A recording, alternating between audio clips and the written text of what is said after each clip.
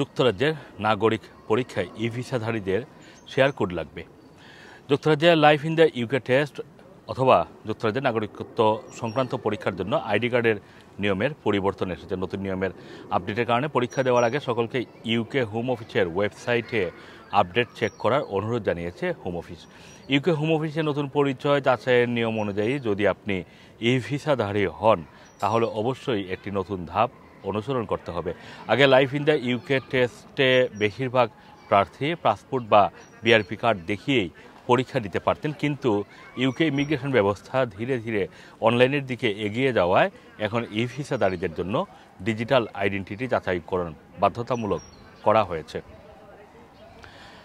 আপনি যদি ই ভিসাধারী হন তাহলে আপনাকে অবশ্যই একটি শেয়ার কোড তৈরি করতে হবে, যা দিয়ে আপনি পরীক্ষার দিন আপনার পরিচয়ের প্রমাণ করবেন। আপনারা জানেন যে ইতিমধ্যেই হোম অফিস থেকে লিঙ্ক পাঠানো হয়েছে অনেকের ইমেইলে এই শেয়ার কোড তৈরি করার জন্য। পরীক্ষায় বসার জন্য আপনাকে একটি মূল এবং বৈধ পরিচয়পত্র আনতে হবে এবং এটি সেই একই আইডি হতে হবে যেটি আপনি পরীক্ষার সময় বুকিংয়ের জন্য ব্যবহার করেছিলেন।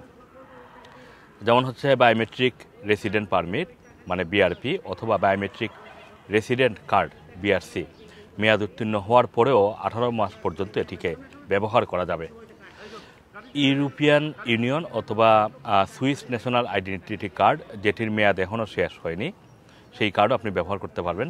পাসপোর্ট মেয়াদ উত্তীর্ণ নয় এমন পাসপোর্ট আপনি সেখানে ব্যবহার করতে পারবেন। তারপরে ট্রাভেল ডকুমেন্ট প্রযোজ্য, তবে জরুরি সংস্করণ গ্রহণযোগ্য নয়, মানে ইমার্জেন্সি যে ট্রাভেল ডকুমেন্ট যেটা দেওয়া হয় সেটা নয়, কিন্তু একটা দীর্ঘমেয়াদী যে ট্রাভেল ডকুমেন্ট দেওয়া হয় পাসপোর্টের মতো করে সেটা আপনি ব্যবহার করতে পারবেন।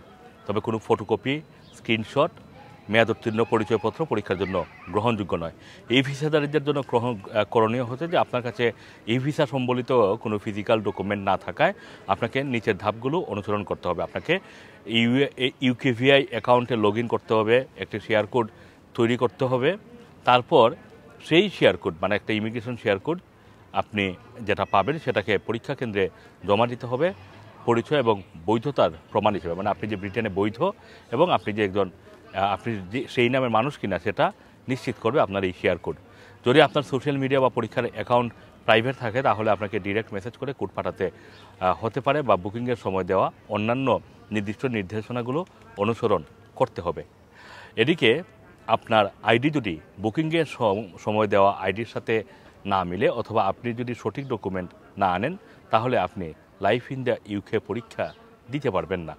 এতে সময় টাকা নষ্ট হবে এবং ইউকে নাগরিকত্ব পাওয়ার পথেও দেরি হতে পারে। Assam Masum, Rana TV, London.